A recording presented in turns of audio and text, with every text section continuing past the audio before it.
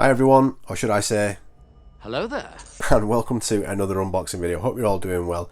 Today we're having a look at the Hello There squad pack for Star Wars Shatterpoint. Now, I know this one came out at launch, so if you're a Shatterpoint player, you're probably wondering why I'm unboxing this now. It's probably not going to get a lot of views, but that's not why I do this. I just thought it would be fun to unbox it before I build the miniatures. This is the one that comes with General Kenobi, Commander Cody and the 212th Clonetroopers, so they're some of my favourite miniatures from the prequel era, or favourite characters from the prequel era I should say. And I just wanted to have a look at the sprues, have a look at the unit cards and the stance cards, and then we'll build up the miniatures and take a look at the assembled miniatures at the end of the video. So starting off, let's just take a quick look at the box. I've taken the cellophane off because it was just reflecting my lights terribly, so I didn't want you to be able to see that. But again, as with the core set, this is a really attractive box to sit on the shelf. It catches your eye. You've got the black and yellow there, and we've got a nice bit of artwork on the front and then a picture of the miniatures. So you can see General Kenobi, the 212th Troopers and Commander Cody. There is an optional helmet option for that, which I will be using because he does have such an iconic helmet, so I don't really want to miss out on that. And again on the back, we've just seen pictures of the miniatures again, and a bit of a line from the film there that he says to Commander Cody. So as you see on the front, it is a multi-language pack, and then when we open it up, you'll see that not only do you get the English version of the cards, you also get multi-language versions as well. I think that's everything. So start off, you get a little bit of information leaflet. There's no instructions included in the box. What you can do is scan a QR code and go to the Atomic Mass Games website. All the instructions are there to download or view online, and you can build your miniatures that way.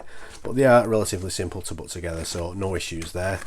Next up, we've got all our cards, which we'll take a look at in a moment, and then we've got the sprue and the bases. Now, unfortunately, the supplied bases are the same ones you get in the core set, so that's a little bit of a shame. It would have been nice to have a little bit of variety on the bases, but we get 4 identical ones that we've got in the core set, but they are nice textured bases, so not too much of a problem there.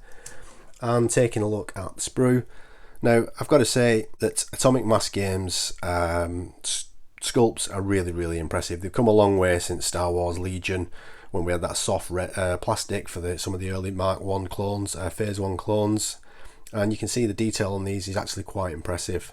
So these are the troopers that come with the long version of the clone rifle, whereas the 501st come with the short version. You can just see the front of Cody's helmet there. We've got his jetpack, and over here we've got the other piece of the helmet there. So he does have quite an iconic helmet, so I do want to use that. Got some terrain pieces there for Obi-Wan's base, and there's a little bit of terrain that you can stand Cody on as well. But nice sculpts, they're relatively easy to put together as well, and they do look really nice once they're assembled. So we'll take a look at the assembled miniatures very shortly. Now, the other thing I wanted to talk about was all the cards that you get. So not only do you get the English version of the cards, you also get them in multiple different languages as well. So you do get quite a stack of cards in this pack, if I can just open it, that is. Now, I've seen some people say that this is a waste of money, but if you think about it the other way, you only have to print these cards in one location and ship them out from one location, rather than have multiple printing locations for different languages. So what I'm going to do now is I'll just cut the video, I'll extract the English ones, and we'll put the other different ones to one side. As you can see, you get tons of them in different languages. So join me in a second and we'll take a look at all the unit cards.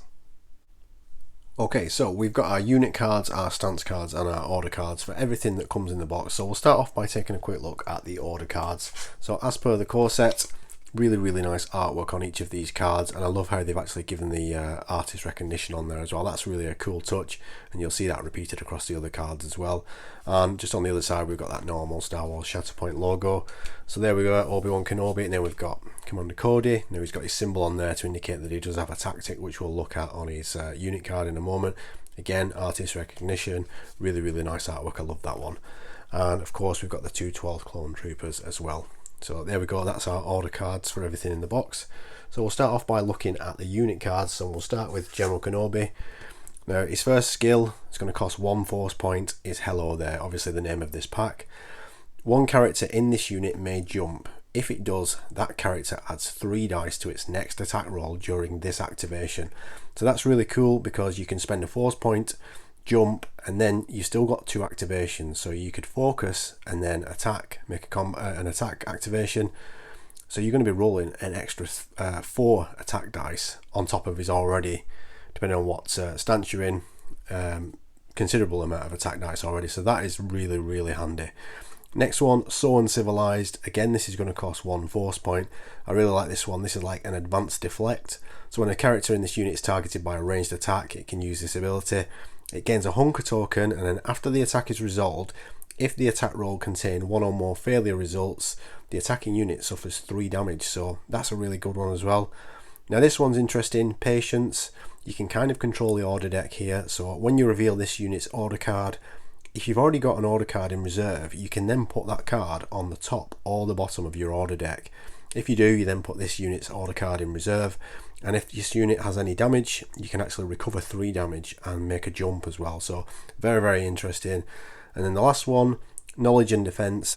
Allied units do not lose their hunker tokens when they become engaged, and can gain and have hunker tokens while they are engaged. So that's quite interesting. You'll see how that could work well with the 212 troopers later on.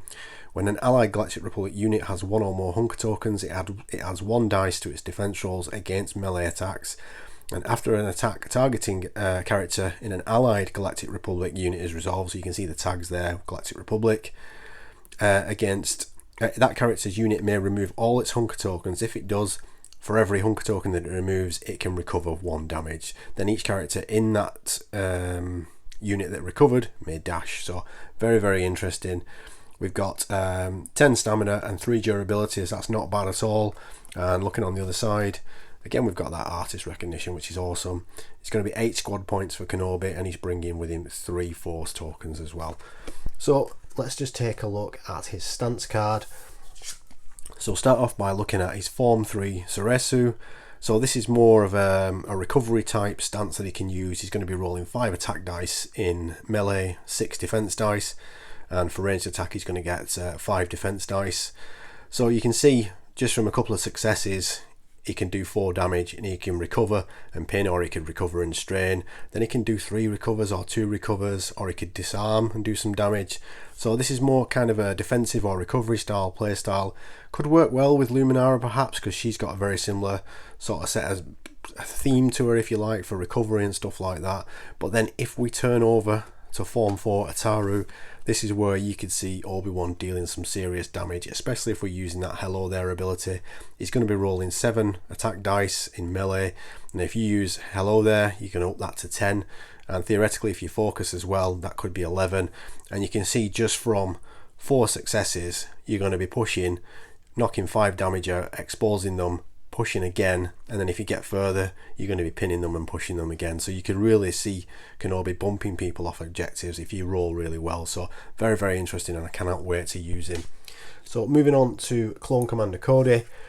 So look at the other side first. So 4 squad points, or 4 points cost I should say. He's not bringing any force with him. He's a secondary unit, as we know.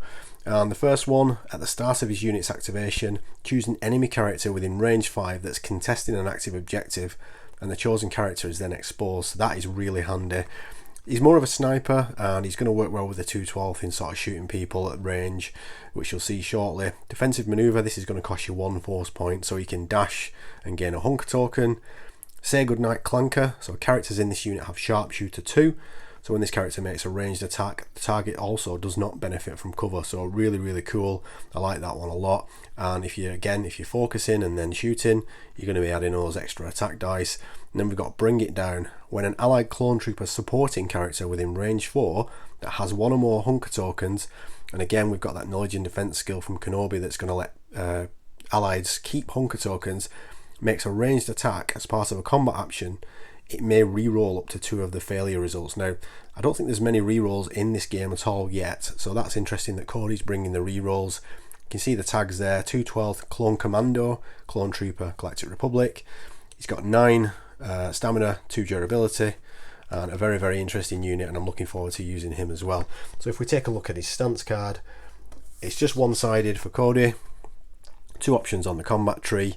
So he's got his DC 15 blaster rifle, range 5, he's going to be rolling 6 dice, and you can see that he can get damage, pins, damage, push, so really, really handy. Like Obi-Wan, he can push people off objectives, but it's more ranged than it is melee. However, having said that, he does actually roll 6 attack dice in melee as well as he does for ranged attacks, which surprised me quite a lot. So it's saying he's got DC 17 blaster pistols, Now, I think there's a bit of artistic liberty going on with that, but I like the idea that he's got pistols as well. Most clone commanders do, or clone commanders do, I should say.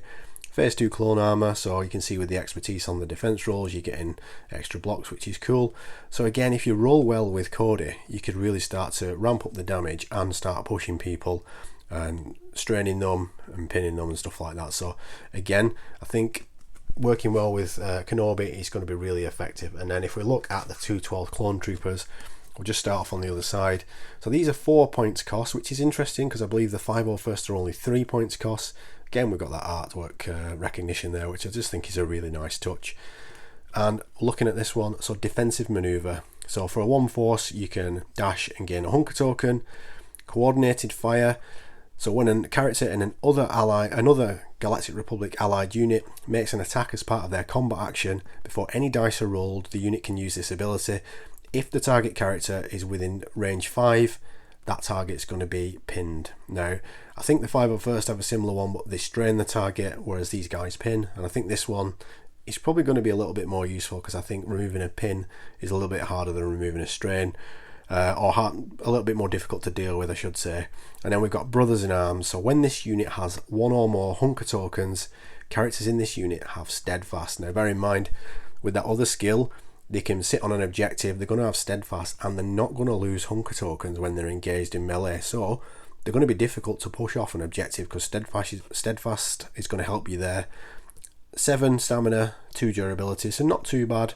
And I really like the way these are going to be used, hopefully. I really like the look of these and I can't wait to use them. Struggling to get my words out, apologies. Now, bullseye training. Looking at the stance card, there is only one path on the combat tree, which is quite interesting, and on the face of it, it doesn't look that impressive, but they are rolling 6 attack dice at range, and bear in mind, this is a supporting unit with 2 characters, so you're going to attack twice, and with just 2 successes and an exposure, you're going to be doing a pin, a push, and 3 damage. So that is not too bad at all. With an extra success, you're going to expose them, and then there's 4 damage if you get 4 successes. So if you think about it, you're going to be attacking twice, and if you roll really well, you can actually start to ramp up the damage with these guys, which is really, really cool. Only 4 defense dice from ranged attacks and 3 for melee, so you really don't want these guys in combat if you can help it, or melee combat I should say.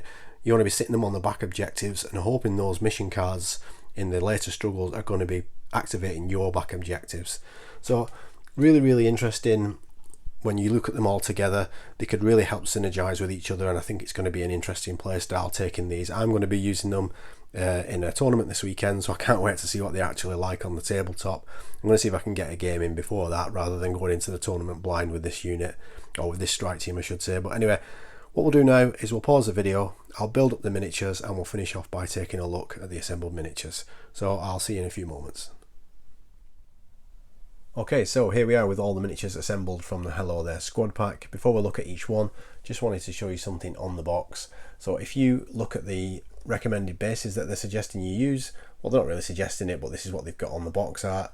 For me, that rock there on the metal plating for Commander Cody doesn't look quite right, whereas Obi-Wan is on the sort of sandy base with some extra terrain. So what I've done is I've just switched them around. I've put Cody on this one with the rock, and I've just not used these two for Obi-Wan because I don't want his feet covered up anyway. I want the miniature to just stand on its own. So anyway, that's just a little personal decision for me. You can do whatever you want with your bases, of course. Okay, so we'll start off by looking at General Obi-Wan Kenobi.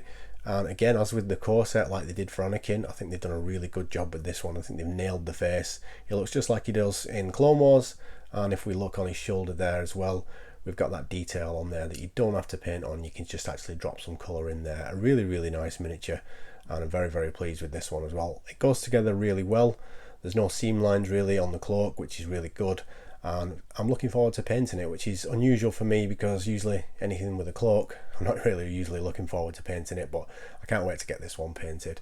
So next up, we've got Commander Cody. Now, as I mentioned, I've switched the bases around and I've put him on this arid looking base because I just think that rock ties in a little bit better with it. And I think for me, this is probably my favourite miniature out of the squad. I love how he's talking in his comm leak and just holding his rifle at the side there. One thing I will say is that antenna on the left of his helmet is very, very flimsy, so when you're taking it off the sprue, just take extra care that you don't catch that or break it off, because I nearly broke mine. But a really cool miniature, love the pose, and I love how he's talking on his comlink, just resting his foot on the rock there. I just think it looks a little bit better on this base, but of course you can do whatever you want. And of course we've got the 212 now. I've just gone for the standard bases to match the box art for these ones. Just like the 501st Troopers, they look really good. It's just nice that they've got the long clone blaster rifle rather than the short one. And I'm looking forward to getting these painted as well.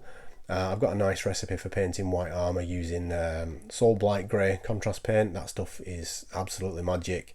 So I'm going to be doing a video on how to paint white armour very soon. That'll have Clone Troopers in it and some 40k Space Marines in white armour as well. And then lastly, we've got this Clone Trooper sprinting forward, firing his blaster rifle. Really good pose. I think out of all the clones so far, from the 501st and these guys, I think this one's my favourite pose. And as I said, easy to put together, no problems at all. There's very minimal cleanup required. I blue tacked the arms on this one and the other clone just to make it easier to get those orange markings on there for the 212. But yeah, they're just fun miniatures to put together. There's not really any mould lines. I will do a little tidy up before I paint them, but no issues with them at all really when it comes to putting them together. They're fun miniatures to build. I'm just working on the B1 battle droids. I'm just doing the bases at the moment. These were fun to paint as well. Just slap some contrast paint on there and they're pretty much done. So if you haven't played Star Wars Shatterpoint, I would highly recommend it. It's an easy game to get into. You don't need a lot of miniatures. In fact, you could get the core set and split it with a friend. One of you could have the light side and one could have the dark side, or you could have a light side and a dark side squad each. And all you really need is some extra dice, and then you can download the rules from the Atomic Mass Games website. It really is a fun game and it's easy to learn as well, which is another plus when it comes to gaming. So if you've not tried it, I would highly recommend giving it a whirl. If someone's doing a demo day somewhere when you're in a game store, just go and have a look and maybe have a quick go. But anyway, that's it for now. If you enjoyed this video, please give it a thumbs up, let me know you've enjoyed it. And if you didn't enjoy it, just leave me a comment, let me know why. Let me know what you think of the Hello There squad pack. Leave me a comment if you play Shatterpoint. I always read the comments and I always reply, so don't forget to do that as well. If you want to see more on the channel, don't forget to like and subscribe. And all that's left to say is thank you very much for watching. As always, it is massively appreciated, and I'll see you in the next one. Take care.